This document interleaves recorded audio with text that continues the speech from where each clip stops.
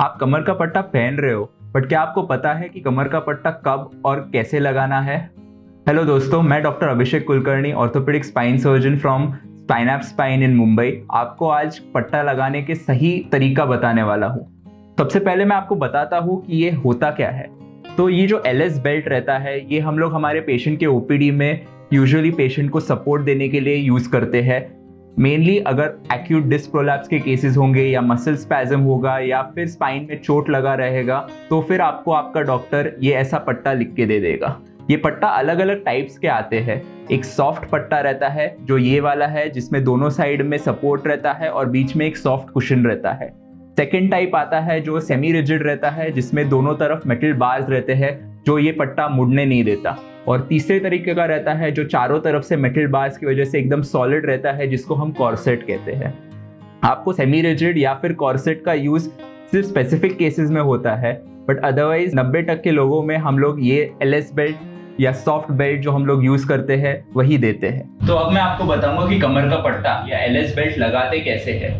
Usually हमारे जो patient रहता है उसके नाड़े से 2 उंगलियां नीचे रख के वो कमर का पट्टा उसके आजू बाजू लगाना है और देखना है कि वो ज्यादा टाइट या ज्यादा लूज नहीं है। कमर का पट्टा अलग अलग साइजेस में आता है। 5 स्टैंडर्ड साइजेस रहते हैं, जैसे स्मॉल, मीडियम, लार्ज, एक्सेल या डबल एक्सेल। पेशेंट के बिल्ड के अकॉर्डिंग हम उसको उनका पट्टा दे देते हैं, जो हम इधर से मेजर कर सकते हैं। तो पट्टा लगाने के लिए पहले पेशेंट को पीछे घुमाने हैं और पट्टा अराउंड टेल बोन के आसपास आपको लगाना है।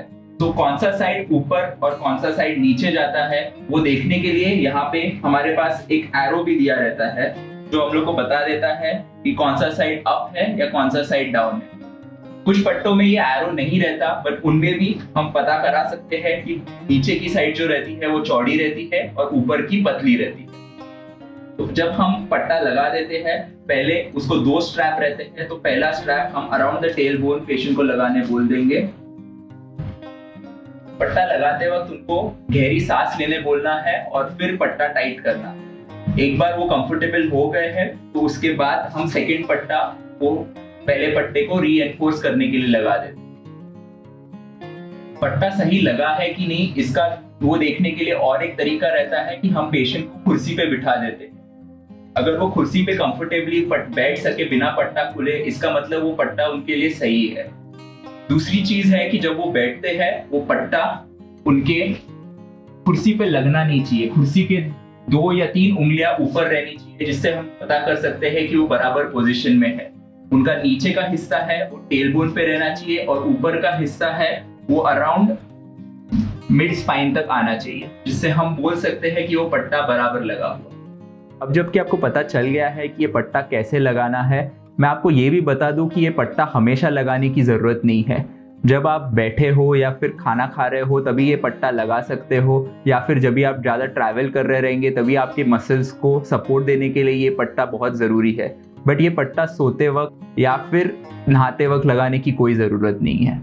जैसे हर पेशेंट का प्रॉब्लम अलग रहता है, वैसे ही पट्टा लगाने का तरीका और उसका वक्त अलग अलग रहता है। आपको आपके डॉक्टर से सलाह लेनी चाहिए कि ये पट्टा आपको कितनी देर और कब पहननी चाहिए।